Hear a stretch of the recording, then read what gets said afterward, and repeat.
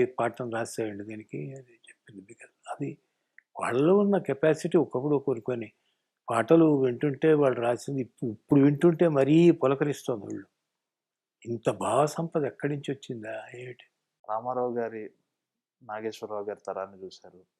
వారితో పనిచేశారు. దాదాపు 4 సినిమాలు రామారావు గారితో చేసినట్టున్నారు.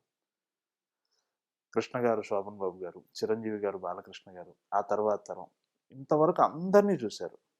ఇప్పుడున్న తరం హీరోల్లో ప్రతి ఒక్కరూ మీతో ఓ సినిమా చేస్తే బాగుండు వాళ్ళ జీవితంలో, అదో వాళ్ళ హారంలో అదో అదో కలికితురాయి లాగా అనుకుంటారు. ఇప్పుడున్న నటుల మీద, ఇప్పుడున్న హీరోల మీద మీకు ఉన్న అభిప్రాయం? వాళ్ళు ఎవరి ఎవరి ఎవరి క్యాడర్లో ఎవరి టైప్ ఆఫ్ ఇదిలో వాళ్ళు స్పెషలైజ్ చేసుకుంటూనే వెళ్తున్నారు నా ఉద్దేశంలో. ఒక టైప్ ఆఫ్ స్టోరీ, ఒక టైప్ ఆఫ్ క్యారెక్టర్ ఉందంటే ఆయన అలాంటి సినిమాలు ఎన్ని చేసినా రప్పిస్తూనే పోతున్నారు. పేర్లు అంత బాగా, ఎందుకంటే నేను ఎక్కువ సినిమాలు ఎక్స్పోజ్ అవ్వలేదు ఈ తరంలో. రవితేజ గారు ఉన్నారు, నాని గారు ఉన్నారు, కొంతమంది ఉంటారు కదా. కొంతమంది ఇంకా పరిచయం అవ్వాలి ఈ టీవీలో అప్పుడప్పుడు చూస్తూ. ఆ టైప్ ఆఫ్ స్టోరీకి వాళ్ళు వాళ్ళు అలా ఎన్ని కథలు తీసినా వాళ్ళు ఒకే స్టైల్ ఉపయోగించుకుని అది స్పెషలైజ్ చేసేసుకున్నారు వాళ్ళు. పవన్ కళ్యాణ్ గారు కానీ మిగతా వాళ్ళు కానీ వీళ్ళందరూ కూడా they specialised in their own style. ఇదివరకు మనం ఏమనేవాళ్ళం, అమితాబ్ బచ్చన్ని యాంగ్రీ యంగ్ మ్యాన్ అనేవాళ్ళం ఎన్ని సినిమాలు చేసినా కదా.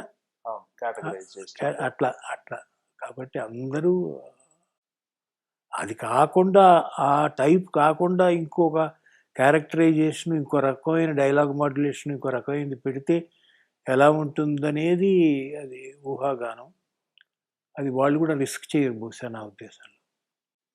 People are accustom for certain people certain thing కదా. అది నేను అనుకుంటాను. అందరూ మంచివాళ్ళు, అందరితో చేయాలనిపిస్తుంది.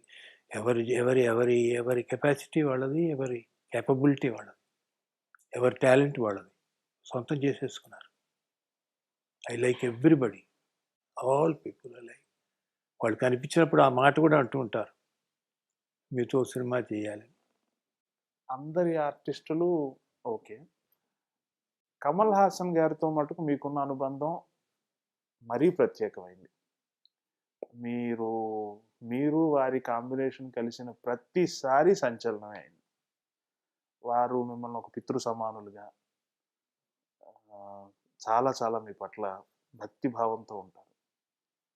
అది వారి గురించి మీ మాటల్లో ఏముందండి, ఎవరి గురించి ఇప్పుడు చెప్పినప్పుడు చిరంజీవి గురించి చెప్పినా, కమల్ హాసన్ గురించి చెప్పినా, మరొకరి గురించి చెప్పినా, బాలకృష్ణ గురించి చెప్పినా, ఏంటంటే నేను పర్సనల్గా ఫీల్ అయ్యేది ఏమిటంటే, వాళ్ళకుండే ఇమేజ్ని నా దగ్గర పనిచేసినప్పుడు వాళ్ళ పక్కన పెట్టి వస్తారండి.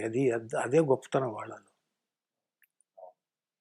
అది ఉండటం వల్ల ఏమవుతుందంటే మనకి అది ఏమిటో ఇప్పుడే వచ్చి నేర్చుకుంటున్నాడా, లేకపోతే ఇప్పుడు ఇదే ఇతని మొదటి సినిమానా అన్న లెక్కలో వాళ్ళు ఎప్పుడైతే ప్రవర్తించడం మొదలుపెట్టారో మనం వాళ్ళకి బానిసలైపోతాం. And Kamal Haasan behaves like a novice, amateur. నేను క్రాప్ చేయించుకున్నాను, ఫిషర్మెన్గా ఇది సరిపోతుందా లేదా ఒకసారి డైరెక్టర్ గారు చూస్తే బెటర్ అన్నాడు అనుకోండి, నా ఈగో పెరిగిపోతుంది. అతను అలాగే వచ్చేస్తే నేను చేసేది లేదు. ఈ డ్రెస్ వేసేసుకుని సెట్లోకి వచ్చేసాడు అనుకోండి, బ్యాంకాక్లో కుట్టించుకుని ఫిషర్మెన్, నేను చేసేది లేదు. అలా కాకుండా ఇప్పటికి కూడా వాళ్ళు అలాగా ఆ భక్తిభావంతో నాకు తెలియదా ఎవరు భక్తితో బిహేవ్ చేస్తున్నారు, ఎవరు నటిస్తున్నారు, ఎవరు చాలా నటించి అతి భక్తితో ఉన్నట్టున్నారు, వెనక వెళ్ళిన తర్వాత ఏం మాట్లాడుకుంటారు మనకి తెలిసిపోతుంది. అట్లా కమల్ హాసన్ కానీ మిగతా అందరు ఆర్టిస్టులు ఇంతవరకు అసలు ఎవ్రీబడి అది లేడీ కావచ్చు, మేల్ కావచ్చు, దే బిహేవ్ యాజ్ ఇఫ్. అది కొంతమంది కూడా చెప్తుంటారు, ఎవరైనా బాంబే నుంచి ఒక ఆర్టిస్ట్ వచ్చి చెప్తే, మా అనిల్ కపూర్ అన్నాడు ఒక రోజున, నేను ఇది తీస్తున్నప్పుడు, ఈశ్వర్ తీస్తున్నప్పుడు గొల్లపూడి మారుతీరావు వేషం అతనికి ఇవ్వాల్సి వచ్చింది స్వాతి మిచ్చర్లో. గుల్షన్ గ్రోవర్ బాంబే నుంచి వచ్చాడు మహాబలేశ్వర్.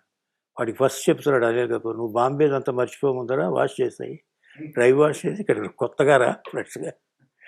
ఆయన దగ్గరికి వచ్చేటప్పుడు అందుకని ఏంటంటే కమల్ హాసన్ అందరూ చేస్తున్నారంటే వాళ్ళకి they are that culture they have got.